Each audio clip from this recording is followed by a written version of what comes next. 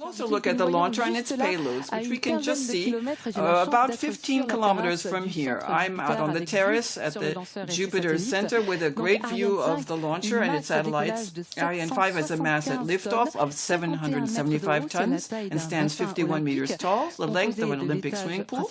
It's made up of the main cryogenic stage and 2 solid rocket boosters, and on top, the cryotechnical upper stage, the equipment bay, and the fairing, which encloses tonight's passengers. Built by Airbus Defence and Space in Toulouse, T-16 will provide DTH broadcasting services throughout the continental United States. And EUTELSAT 7C will cover Africa, Europe, and the Middle East. And so to tell us a bit more, my colleague Joshua Jean-Paul is in the Jupiter Control Center. Right, Lise. We are in the Jupiter Mission Control Building, which is the heart of the space base. The room consisting of 2 parts. We're out here with the invited guests and the customers. Behind us, through the glass into what they call the fishbowl, you can see the operational teams. To get us underway, we're going to go first for some opening words and interview with Arianespace Chief Executive Stefan Israel. Good evening. Good evening. All right, we just have a couple of questions for you. First question, Flight 248 is the 5th Arianespace launch of the year. What makes it special? Yes, it is the 5th Arianespace launch of the year, and it is the second Ariane 5 of the year, and we have already delivered 103 Ariane 5, so it is a 104. What is special for us tonight is the fact that we have 2 very loyal customers. For T-16 in upper position, it will be the 11th satellite we orbit for the customer since 1993. And regarding EUTELSAT 7C, it will be the 33rd satellite we orbit for EUTELSAT since 1983. So 2 loyal customers, old customers, yes, going back a ways, both of them. Now, we know that Ariane 5 will put the 2 satellites in geostationary transfer orbit. Can you give us some more details about the mission? Yes, so during all the days, the launcher has been prepared, and now, as you see on the screen, the launcher is on the launch pad, and at 6:44, we will have the ignition of the Vulcan and then the solid boosters. After 7 seconds after the H0, we will have the liftoff.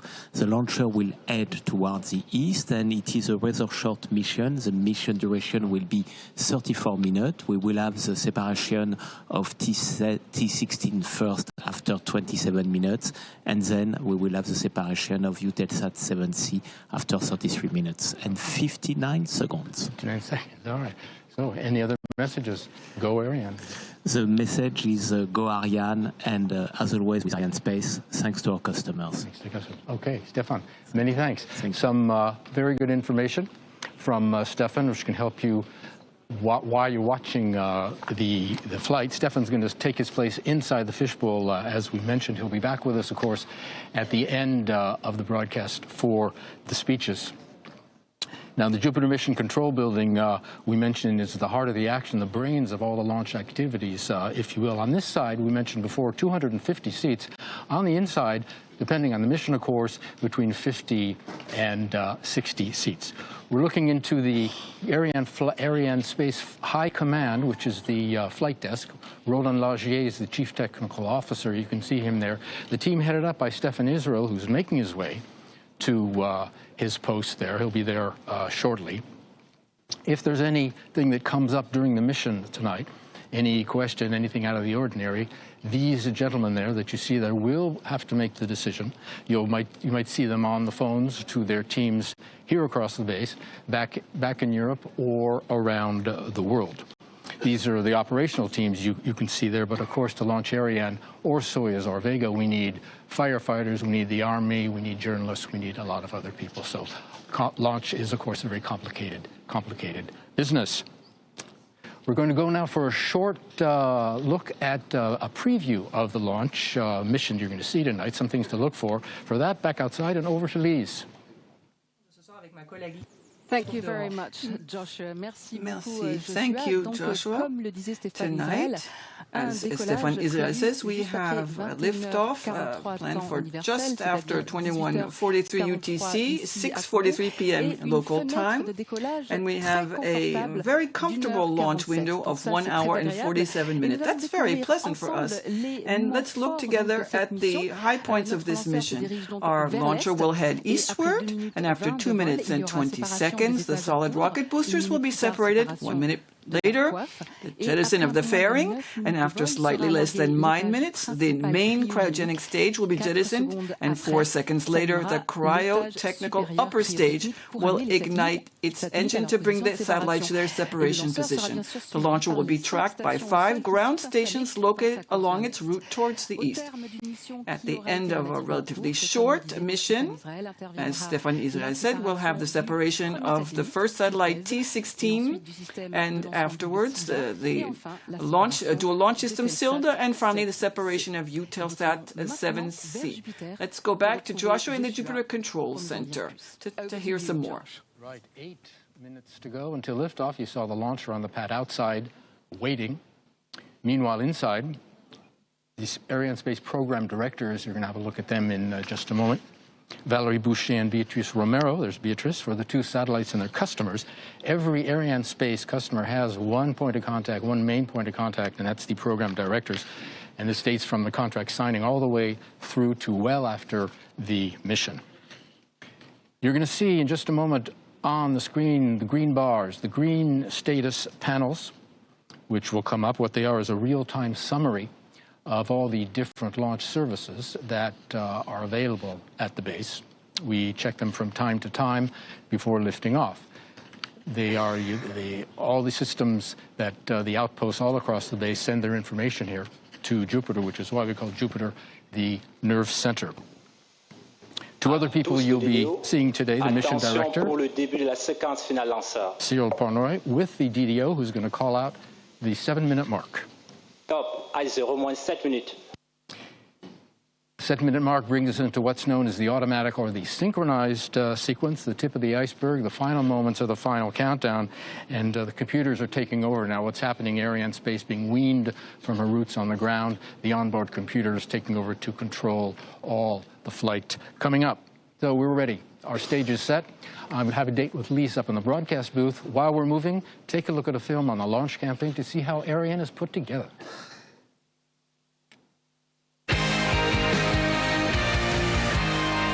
Hello from Kourou. My role as the Launch Complex Operational Manager is to plan and to coordinate, together with the operational team, all the operations of the launcher, the payloads and the ground installations to be ready in the right configuration as scheduled for a liftoff this evening. Both satellites, EUTELSAT 7C and T-16, are integrated on the launcher and are waiting well protected under the fairing. Good evening.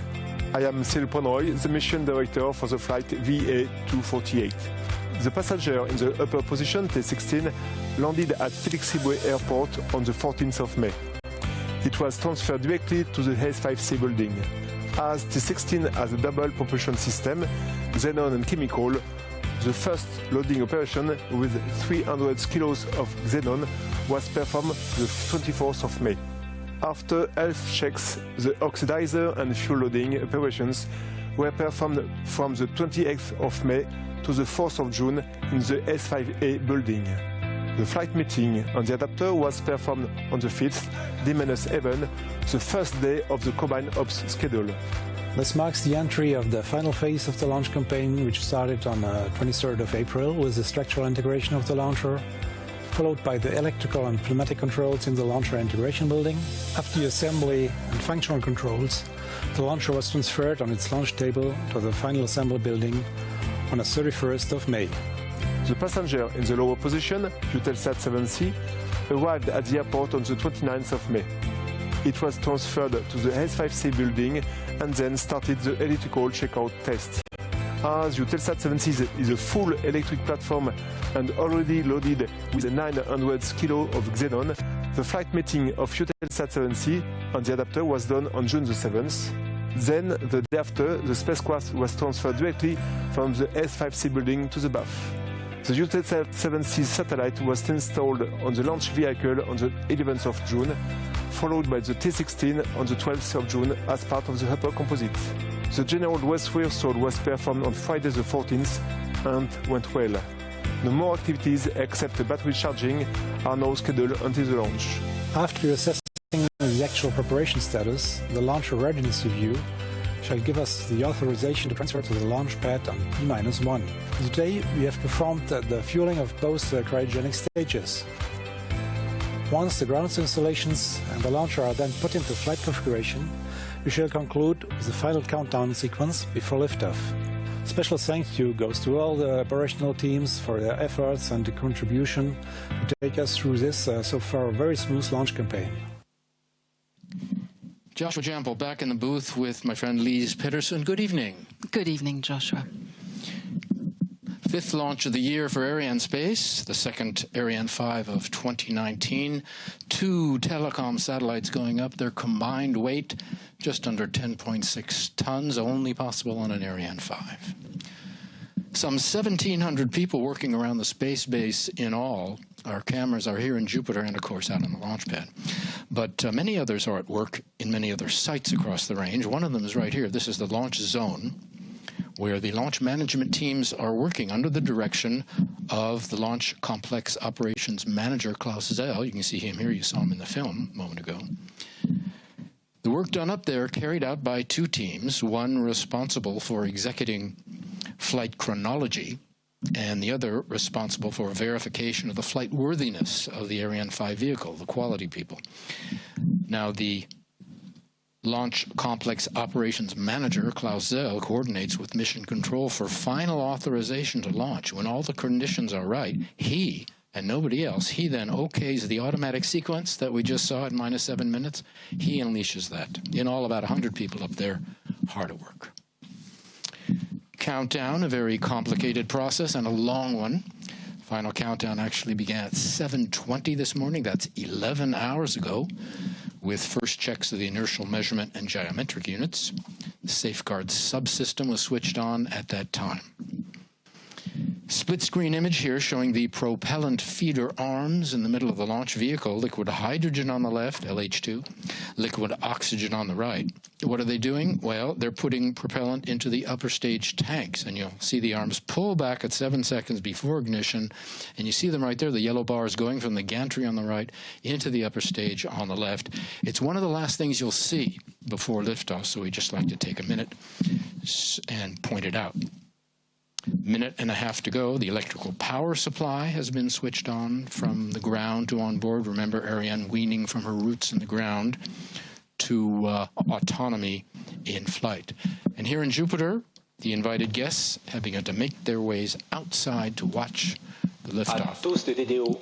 Attention pour le I0, moins 1 minute. The DDO is going to call out the 1 minute mark.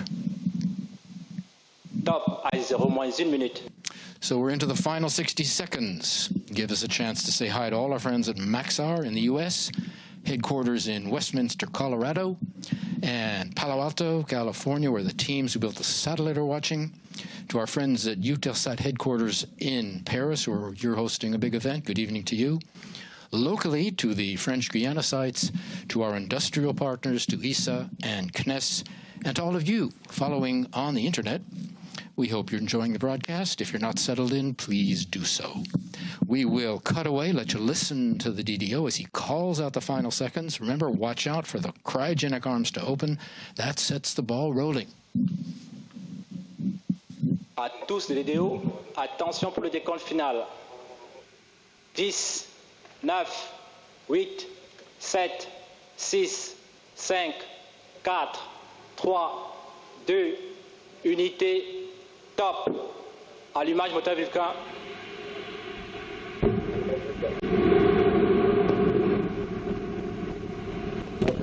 Allumage UAP et top décollage.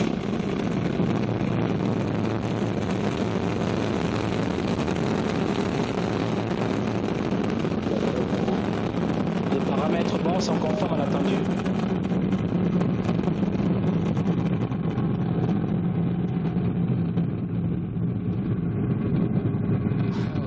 18:43 local time and right on time. You saw it. Ariane 5 began her mission roaring off from the ground here in French Guiana with a lot of fire going up through the thin cloud layer. We had so much rain today, we didn't think we'd have any visibility at all. But look at her go. She's carrying 2 satellites, 2 new telecom satellites, the 2 boosters providing 90% of our thrust right now, propelling the launcher along her trajectory at an ever higher velocity. 775 tons at liftoff. And to get that sort of mass off the ground, you need a lot of push. And you can see push we have. She's burning 5 tons of fuel every second. That's 2.5 tons of fuel every second in each booster. And the core stage burning another 300 kilos of fuel per second. Into the blue sky she goes, beginning her 5th mission of the year. Ariane 5 now following the program in the onboard computer, which gives all the orders, including stage separations, which we'll soon begin to see in about 20 seconds. We're in the first of 4 flight phases, and we'll describe each in turn and in detail. You can follow Ariane as she heads east across the Atlantic. The first 3 phases are powered, like this one, and the 4th is not. Right now, the first flight phase, the single first stage engine and the 2 boosters are burning. Another about 12 seconds for them. And they will be the first to be extinguished. And you'll hear that from the DDO, but also with the camera work we have, you'll see the flame out there. Should be right about now. That looks like the flame out right there. You are. The 2 boosters falling away on either side. You see that very clearly. And the dot in the middle, that is the core stage Ariane continuing on her way. Very clear shots. Haven't seen this in quite a while.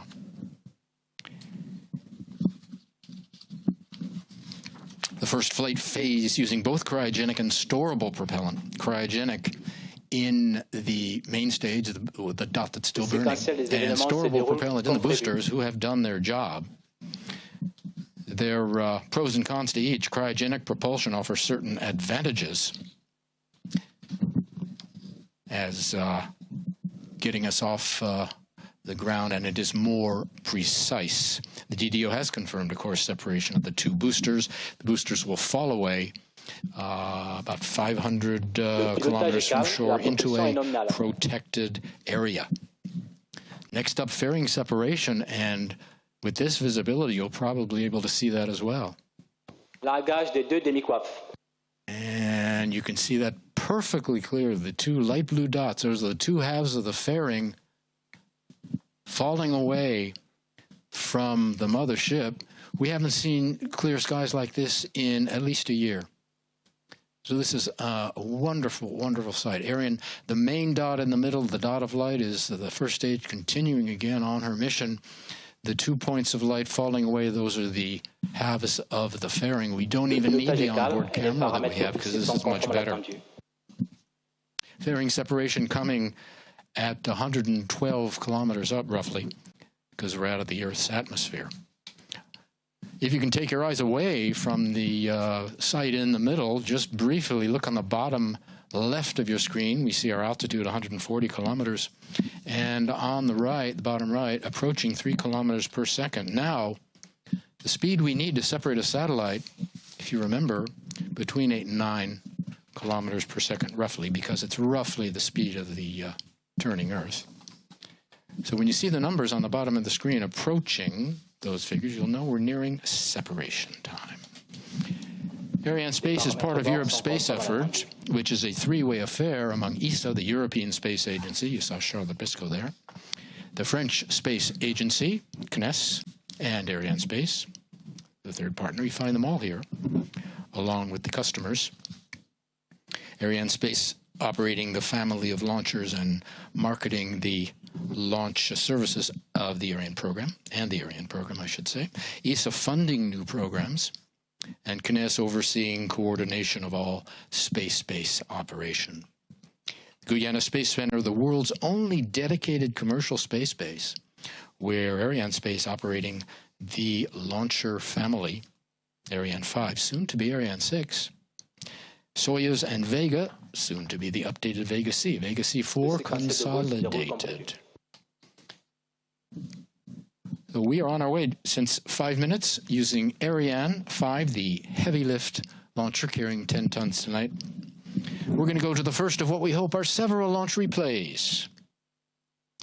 And you can relive those vivid, vivid pictures and those exciting moments as you saw Ariane come roaring off the pad. other replays probably coming up. I'll interweave the commentary in between them. We're in the second powered flight phase, the single-engine core stage, still burning. Another minute or so to go before it shuts down. Here's your second replay. We have at the base here 5 or 6 observation sites, and we have cameras at most of them. Sites named for local birds. There's toucan, there's a colibri. Colibri is French for hummingbird.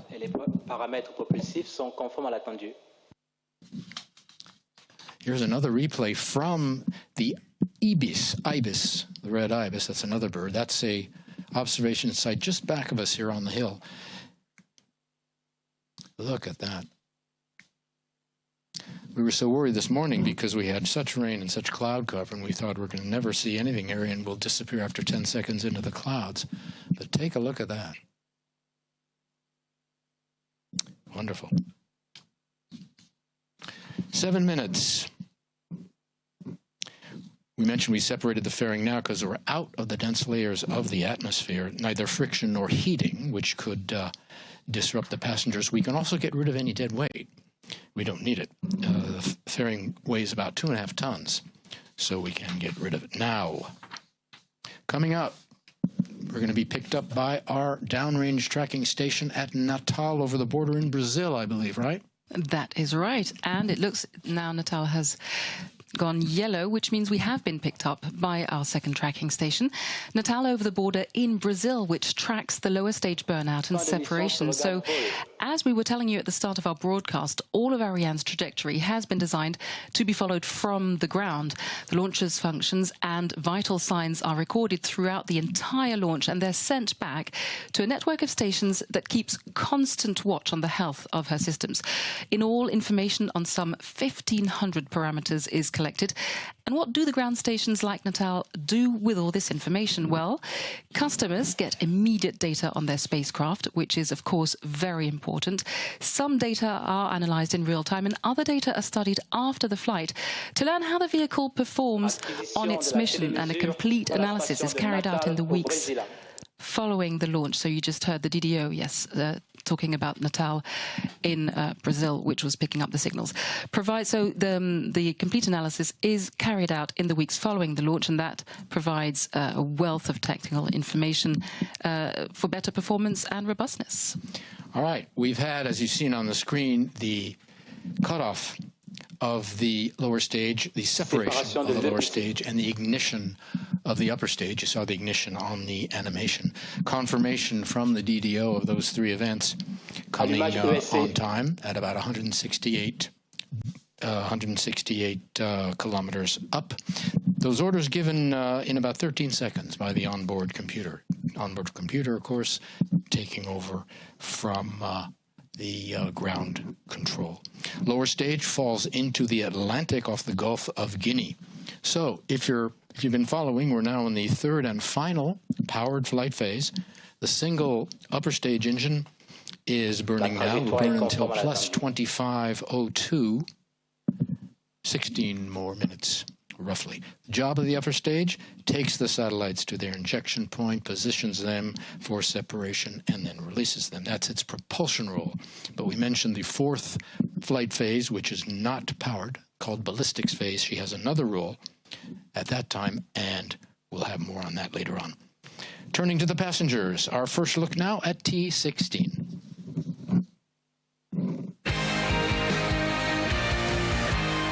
Hi, I'm Véronique Loisel, and I am T-16 Program Director at Arianespace. My work mainly consists in interfacing with our customer for all subjects linked to technical matters, but also contractual, communication, financial, insurance, and legal aspects. Our job is to respond at best at our customers' requests. As you know, this mission of VA248 Ariane 5 ECA is to bring into GTO orbit 2 satellites, among which T-16 as the upper spacecraft, manufactured for a leader provider of digital television programs. This spacecraft, weighing about 6,330 kilos, is based on the well-known Eurostar 3000 Airbus DS platform. It is equipped with a hybrid propulsion system, first using chemical propulsion for his orbit raising, and then electrical propulsion for station keeping throughout satellite life. T-16 will be the 130th spacecraft from these manufacturers to be launched by Arianespace. About 2 weeks ago, on D-9, T-16 was integrated on the CILDA structure, which later encapsulated EUTELSAT 7C, the passenger located in the lower position. T-16 will therefore be separated first, followed by EUTELSAT 7C. The T-16 satellite will provide high-power broadcast services in Ku and Ka bands. The spacecraft is designed to be flexible and is capable of operating from any one of 5 different orbit slots. It will cover the continental United States, Alaska, Hawaii, Puerto Rico, and the American Virgin Islands. In a few minutes from now, we will witness the separation of T-16 and the start of its 15 years of design life in space. T-16, built by Airbus Defence and Space, can be operated from 5 different orbital slots. That's something you don't see every day. From 99 degrees west to 119 degrees west, according to demand. If you're keeping score, 99.2, 101, 102.8, 110, and 119. Running on hybrid propulsion, using chemical for orbit raising and electrical for station keeping. Co-passenger EUTELSAT 7C is an all-electric satellite, and we'll have a little more detail on that when it's EUTELSAT's turn. Tonight is a standard double launch, 2 communication satellites, but remember, throughout the long career of the Ariane family and Soyuz and Vega, for that matter, Arianespace has launched for all types of missions and all types of orbits. Another look now for more on T-16 and its prime, Airbus.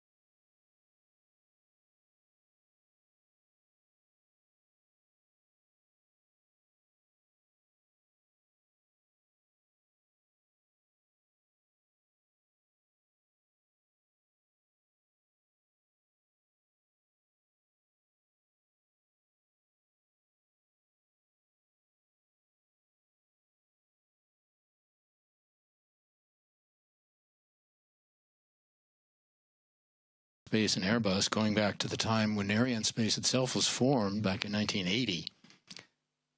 T-16 is the 130th Airbus satellite to be launched by the company, and there are another 20 Airbus-built birds in the backlog.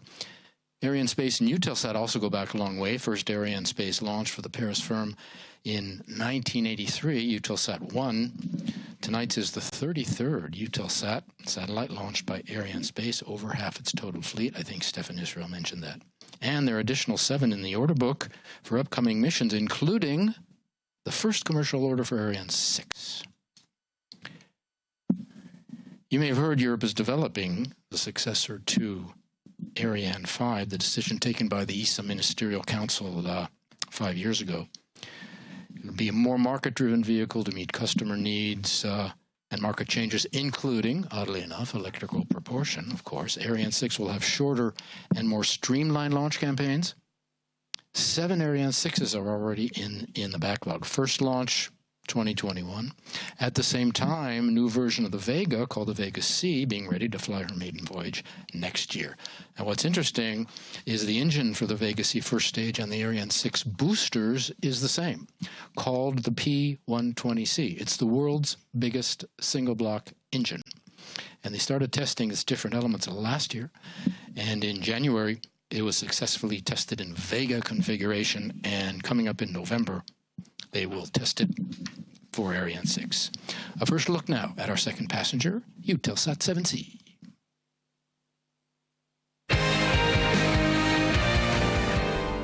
Welcome to the European Spaceport in French Guiana. My name is Beatriz Romero, and I am the Arianespace Program Director in charge of the customer interface and mission preparation for EUTELSAT 7C launch services. EUTELSAT, one of the world's leading telecommunication operator, has entrusted us for the launch of this satellite, and it will fly in the lower position of the Ariane launcher 248. EUTELSAT 7C has been manufactured by Maxar in Palo Alto.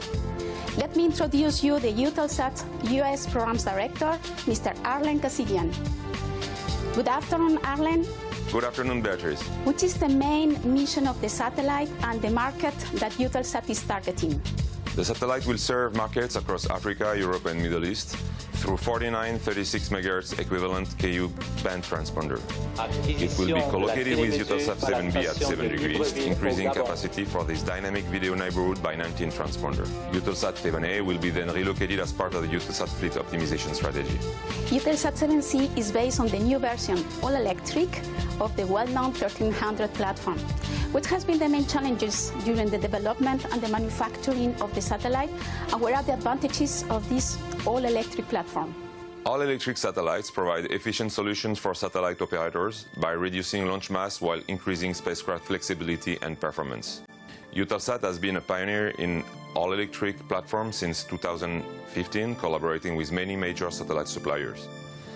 An electric platform results in a satellite of lower mass and volume that allows EUTELSAT to take advantage of favorable launch opportunities, notably launching with the lower position of an Ariane 5, which is a common interest for both EUTELSAT and Arianespace. Thank you very much, Arlen. We have 7 other EUTELSAT satellites in our backlog, so we look forward to see you soon for another launch campaign. Yes, thanks, Beatrice. To conclude, as EUTELSAT always says, go Ariane, go Maxar, go EUTELSAT 7C. While you were watching the film by our third downrange tracking station, as the DDO says, always well on board, that's over in Libreville on the west coast of Africa in Gabon. Arianespace off to a flying start in 2019. We launched with tonight 2 Arianes, 2 Soyuz, and 1 Vega. First launch of the year was in February with 2 telecom satellites. The first Soyuz, 6 satellites for the OneWeb group.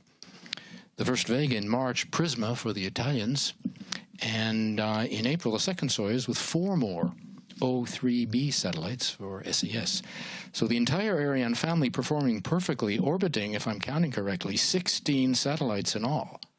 Mainly telecoms, except for Prisma. A second film on our second passenger coming up for you now.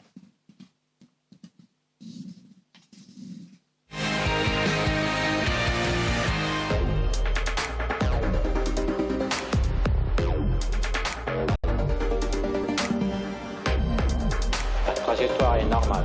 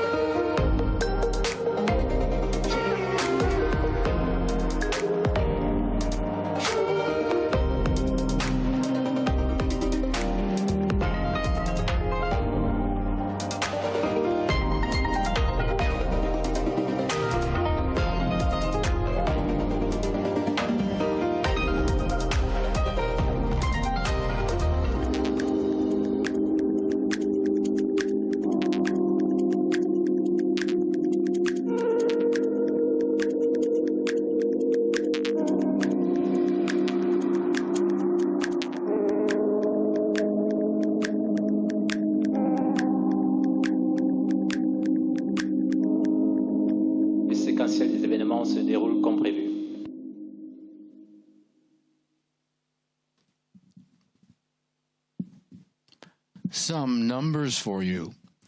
Tonight is the 71st launch of this version of the Ariane 5, the 310th mission performed by the Ariane family of launchers, and the 104th on an Ariane 5.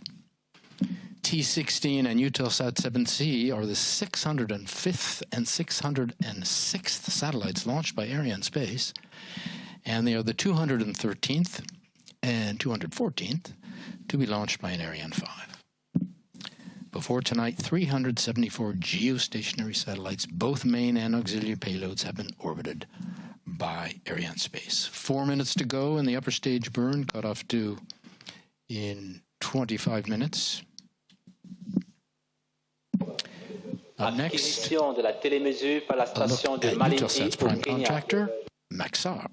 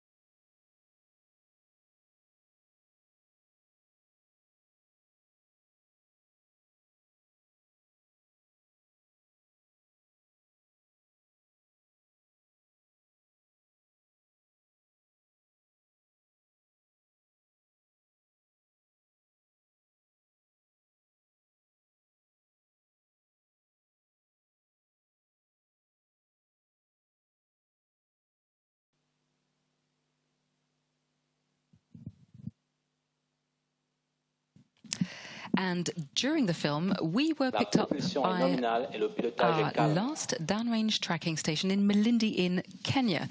It sees upper stage burnout and satellite separations, coming up on extinction of the upper stage engines.